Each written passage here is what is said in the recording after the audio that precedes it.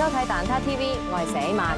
由特朗普發起嘅全球關稅戰劇情峰回路轉，美國連續對中國加徵關稅被北京方面無視之後，特朗普突然反口話將會下調對中關稅，仲話中美可以一齊幸福生活。We're going to be very good to China, and I think they're going to be happy, and I think we're going to live together very happily. 但係中國外交部即時辟謠，冇同美國達成任何協議，特朗普純屬一廂情願。這些都是假消息。據我了解，中美雙方並沒有就關稅問題進行磋商或談判，更談不上達成協議。究竟特朗普係迫於壓力跪低，定真心講出愛嘅宣言呢？特朗普以為自己靠客就可以等嚟北京嘅電話。Sorry， 今次輪到侵自己 ，Have no card， you have no 電話 card。美國用關稅玩數字遊戲，中國自然懶得理你。侵靠發晒癲咁加關稅嚟 keep 住自己狂人本色，但係美國百姓俾佢嘅關稅亂刀斬斷自己嘅財路。美國12個州聯合起訴特朗普話佢嘅關稅政策違法，加埋一早已經同特朗普反面嘅加州侵連失13州，同中國反面事小，俾班州長火燒後荷蘭事大。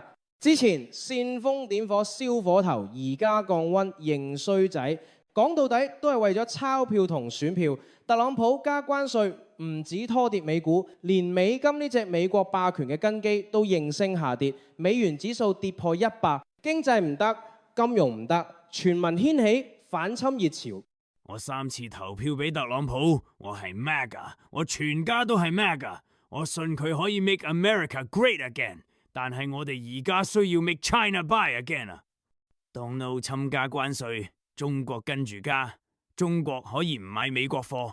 但係美國貨揾唔到人接手，我哋啲美國大豆咁多年都賣去中國，而家中國改買巴西貨，美國大豆擺滿喺倉庫，我一家6口日日磨豆漿食豆腐都食唔晒，啲大豆變晒芽菜都冇人買，成日等電話，不如主動跪低求和，我支持州政府起訴特朗普 ，make Donald Trump down again。Sorry。The subscriber you dialed cannot be connected to the moment.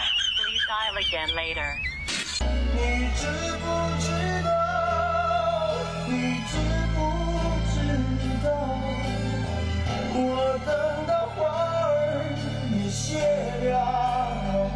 風水輪流轉，從特朗普侮辱全球領導人 kiss 佢個 ass， 再到侵自己認低威考慮下降對華關稅，證明面對關稅威脅，跪低只會令到美國得寸進尺，企硬反制先獲得談判主動權。蛋撻 TV，我哋下次見。